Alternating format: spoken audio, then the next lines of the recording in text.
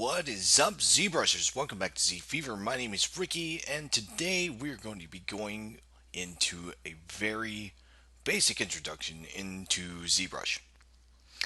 If you are not new to this program, I would definitely recommend finding something more interesting to watch because we're going to be diving into the very basics. And if you already have that covered, then I do not want to waste any more of your time. But if you are new to this program, please stick around. I'm going to run through the very basics of things, and by the end of this video, you should be able to get some geometry into ZBrush, and you should be able to get to sculpting. So, let's get cracking. Okay, so you've opened up ZBrush. You've got this interface in front of you, and it is just staring at you blankly in the face, and you have no idea where to go. Well, let's break it down into segments, right? So, the first thing that takes up the majority of the screen is this area right here. The name for this is the document. Okay, the document is set at a default size. However, you can set your preferences. We're not going to jump into that just yet, but you can set your preferences so that it opens up to a specific size, right? So you can adjust the size of the document. But let's go ahead and let's navigate around this area. So on this side of the bar, you can see my mouse floating over here. These are things that are going to affect navigation and the document, right? So you can actually, if you had geometry in there, you could actually move things around. And each one of these buttons, every single button inside of ZBrush has a note that will pop up and tell you what the shortcut to it is, what the keyboard shortcut to it is, and if you hold Control while hovering over anything in here, it will throw some information out to you. So you could very easily learn this program just by navigating over icons, holding the control button, and just doing some reading, right? So that's the document, and I'll show you how to scale that up here in a moment. Over to the side, we have these little things over here designated by arrows. These are called trays. And what do you do with trays? You open them and you close them, right? You have one on each side of the document. You open it and close it, and one down here at the bottom, right? I rarely ever use this, but what this tells you is that this entire thing is pretty customizable, or you can do things. Because what do you do with trays? You store things in them. All right. So if we look up here at the very top, we have our palettes, right? And they're designated in alphabetical order, right? So we have alpha palette, brush palette, color palette, document palette, draw, edit, file, layer, light, macros. The list goes on, right? So anything that you're going to be working on in here, so I can basically say,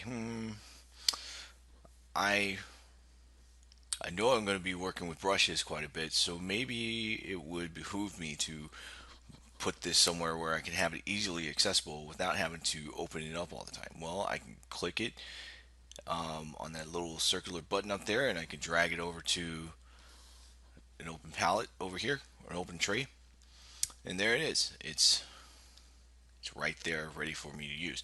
Now it's all grayed out right now because I don't have any geometry in there to work with, so brushes aren't even going to be active. Well, 3D brushes aren't going to be active. So if you are new to ZBrush. I mean, really, really new. ZBrush's foundations start with 2.5D.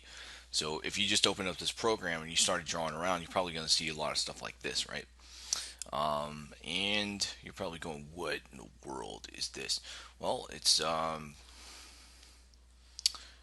is ZBrush behaving like it was originally designed to, right? You can literally create artwork just by doing stuff like that, right? And it has its own brushes that apply to it. Um, Believe it or not, people have been quite successful doing things like this, creating things. Meets Myers is a great example of this. If you've never heard of him, definitely check him out. Meets Myers, and you will be pleasantly surprised at the things that he's been able to do. The cool thing with this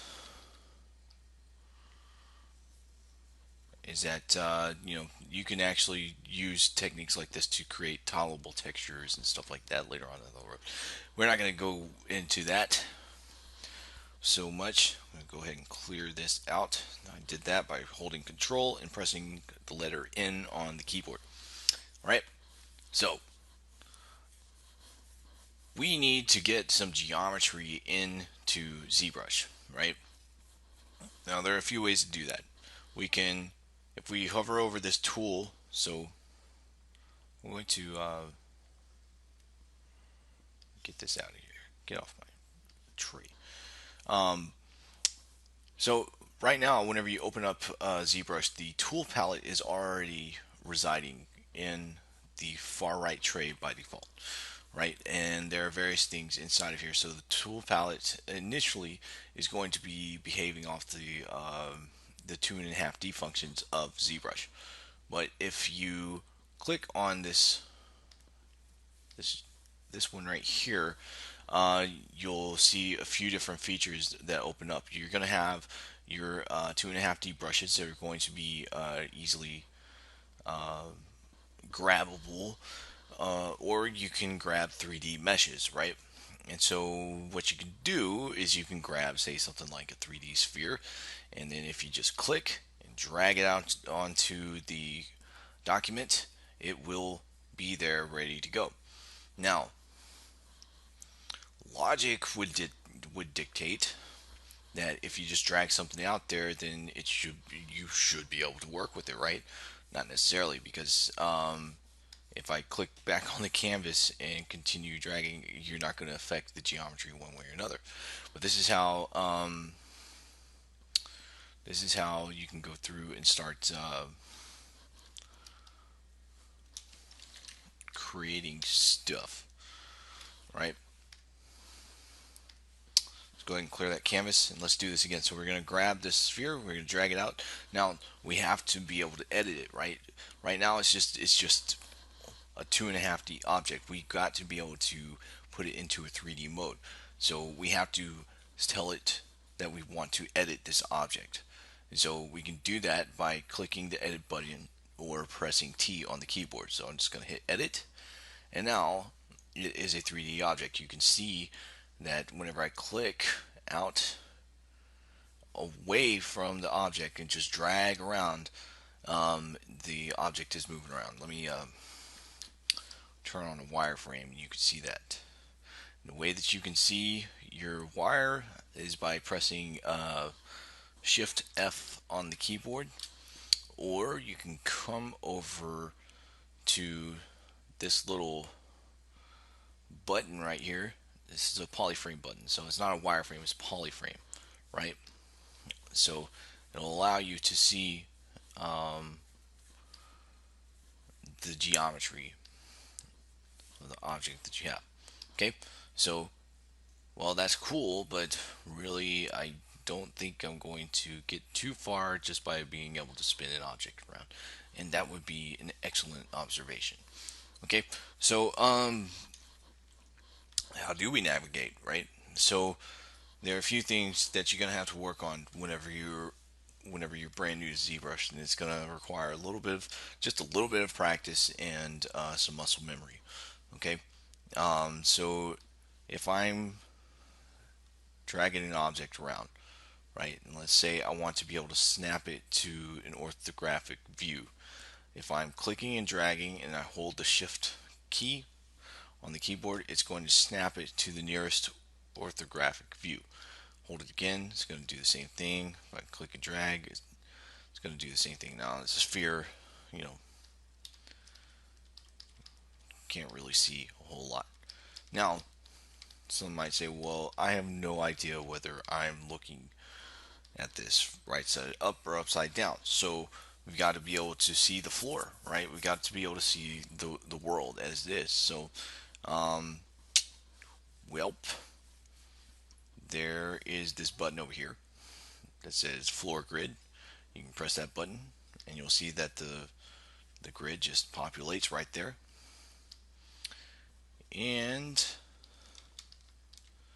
you can actually see where the navigational lines are. It's a little difficult. You can actually adjust the opacity of the, wow, I can't talk, the opacity of this through your preferences, and that's really doesn't take much effort to do, but it'll at least let you know at this beginning stage where you are in the world, right?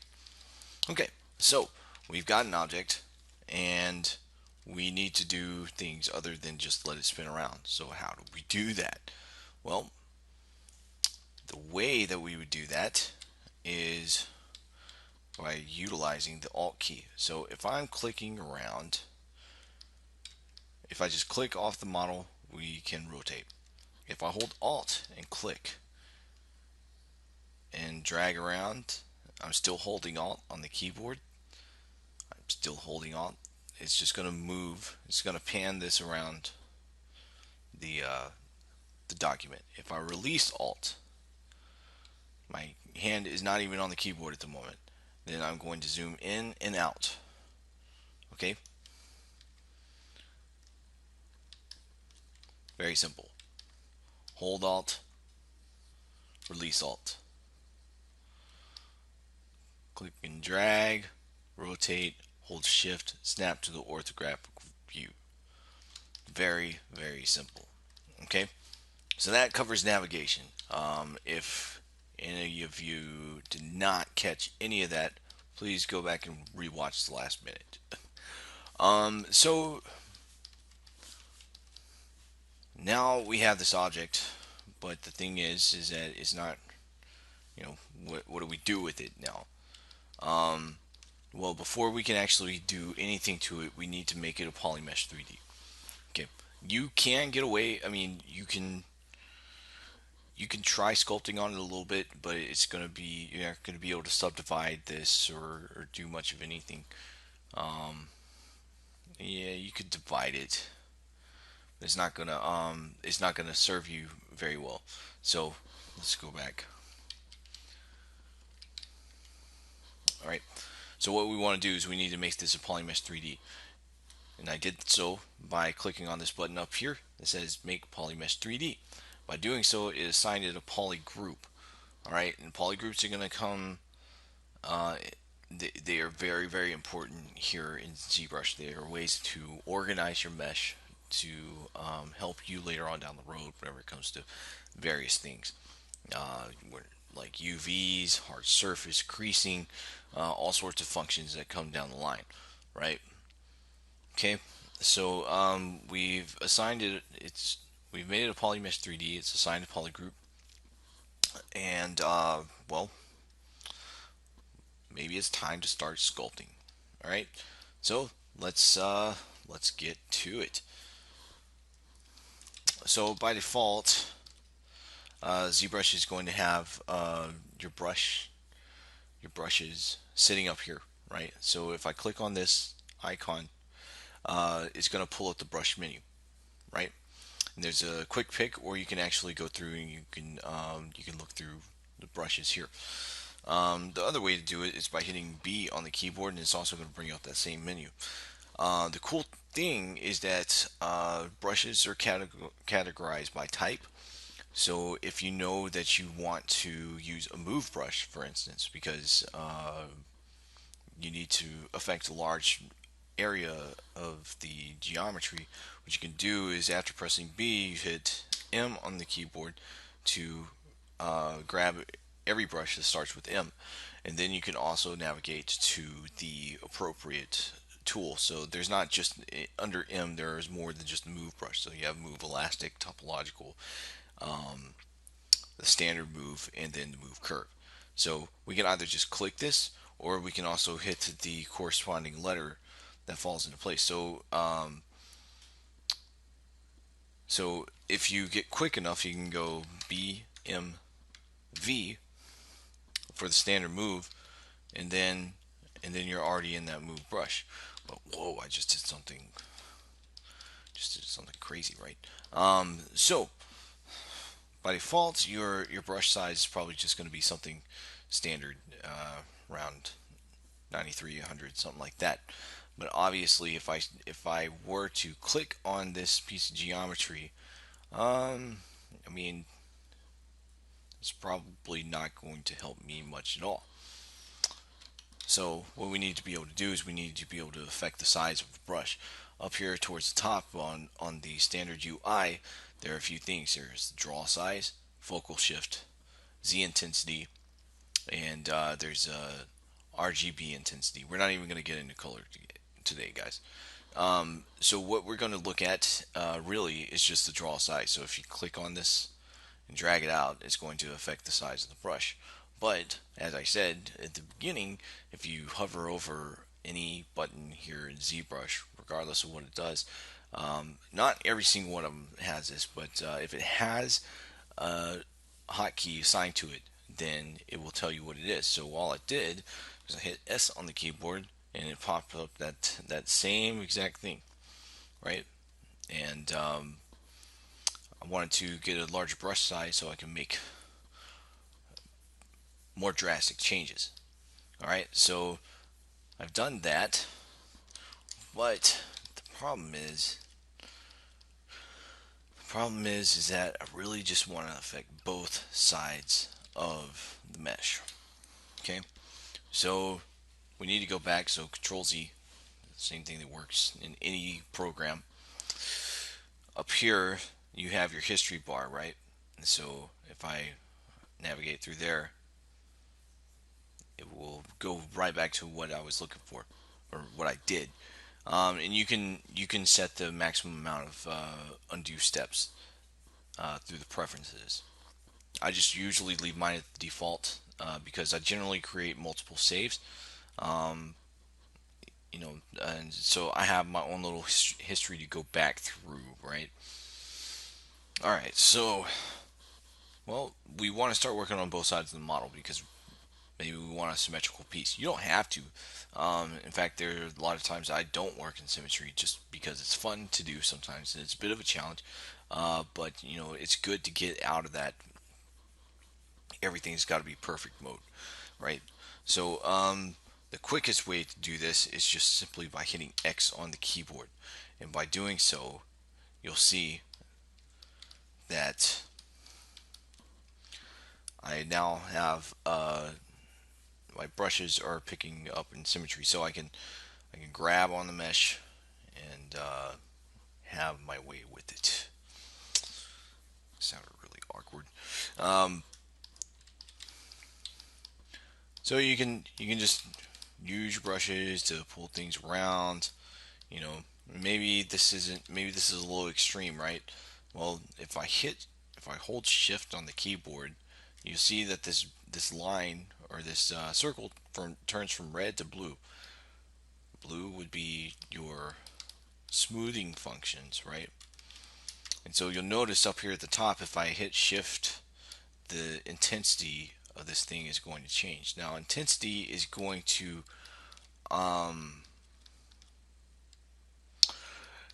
it's going to control how fast something smooths out, right?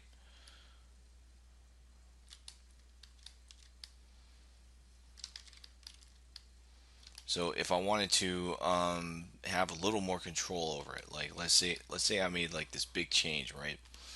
If I have my intensity all the way up to 100 and I hit it, it's going to crank this down pretty fast.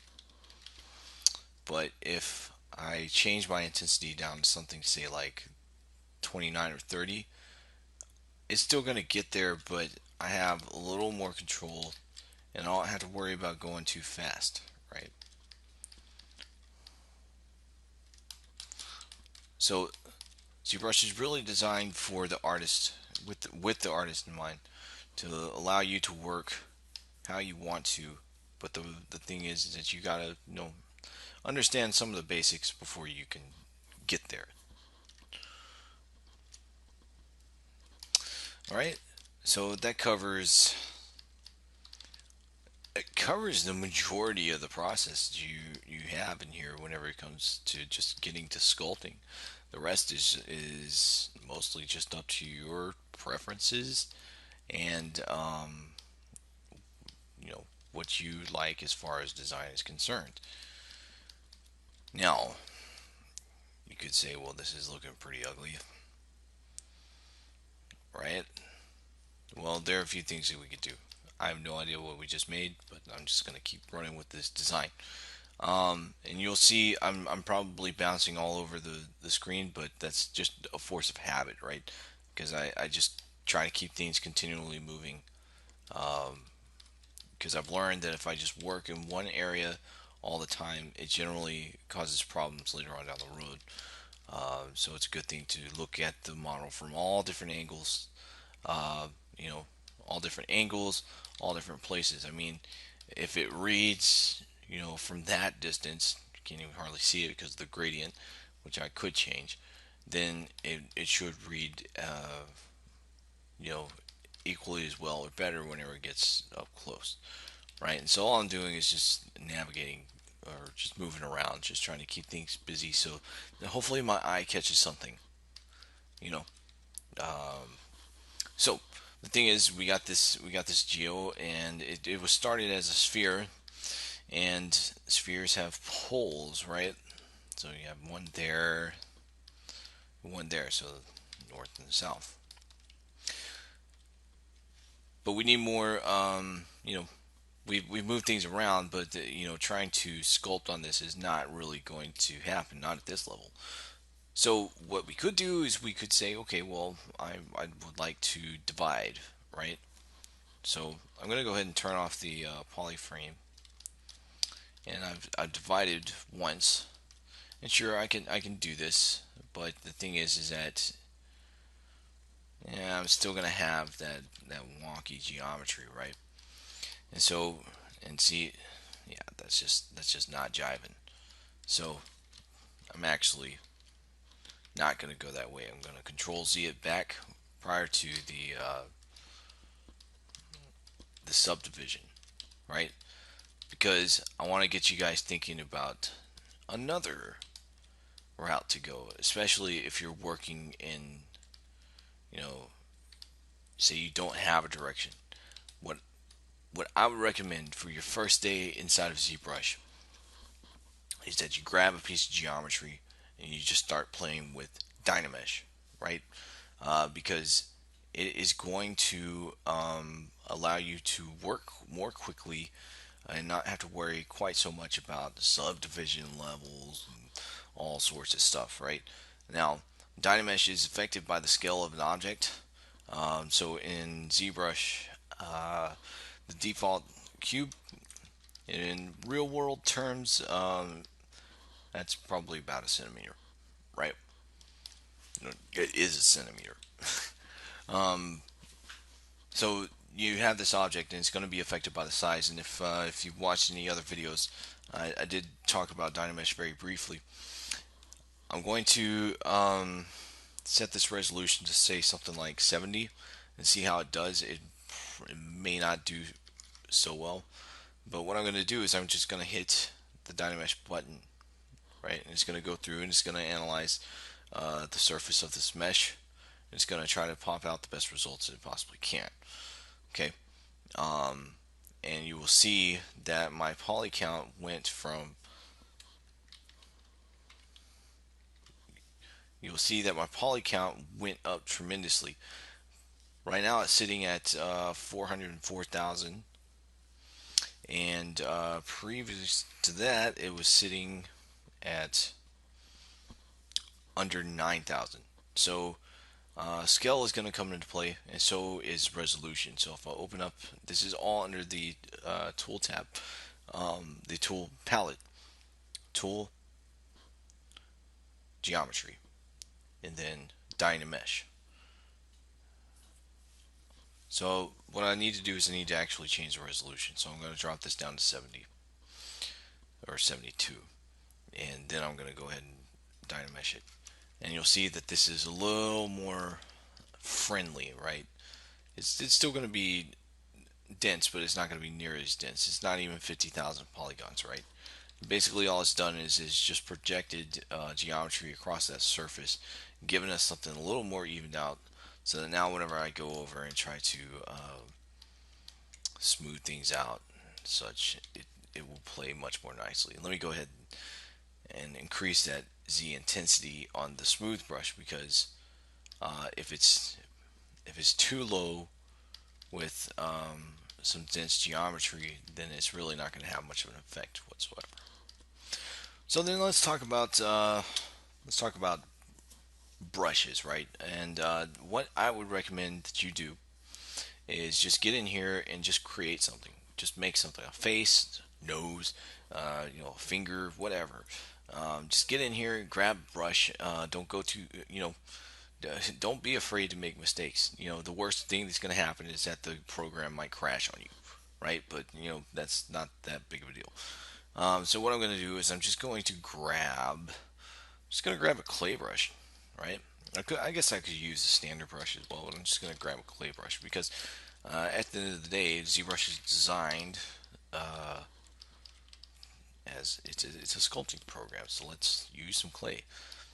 So whenever we are sculpting across a surface, if we just use the default settings, it's just going to build things up, right? We're just going to add clay, add clay, add clay, right?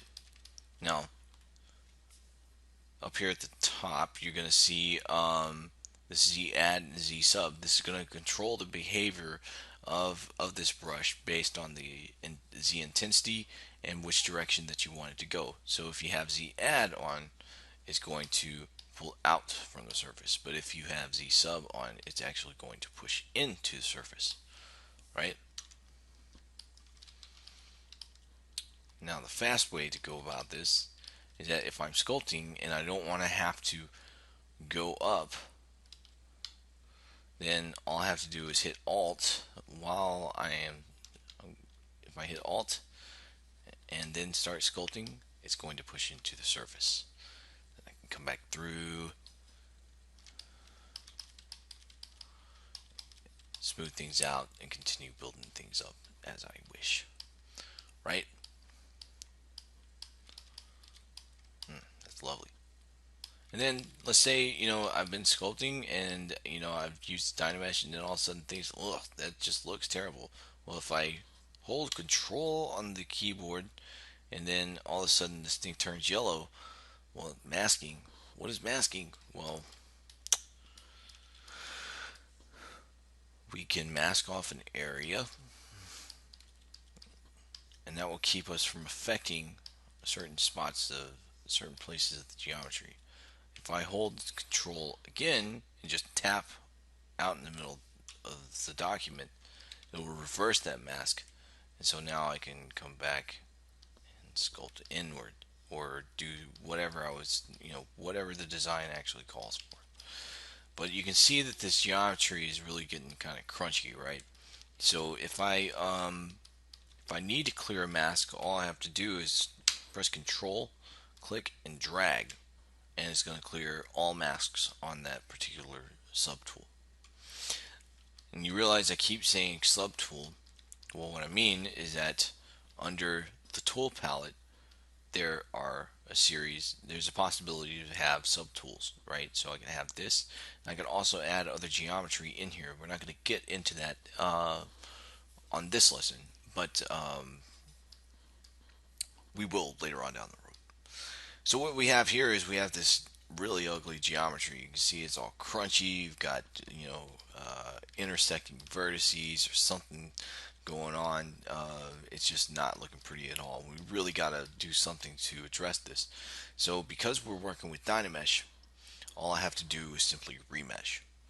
Now, the easiest way to do that is to hold the control key. Now, I realize that it says mask, but it works alongside of Dynamesh in that all I have to do is click and drag, and it's going to go through and re-Dynamesh that entire piece.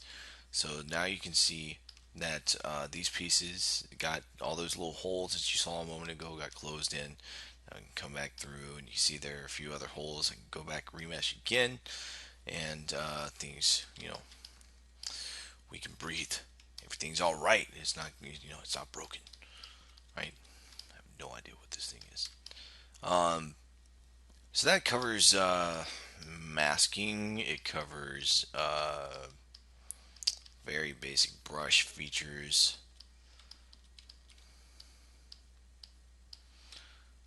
What I would say to do is if this is your first day inside of ZBrush, go through and just make something, right? Make anything. I don't care what it is. Just get in there and start making stuff. Get used to the program. You get used to the way that you react to the things that happen.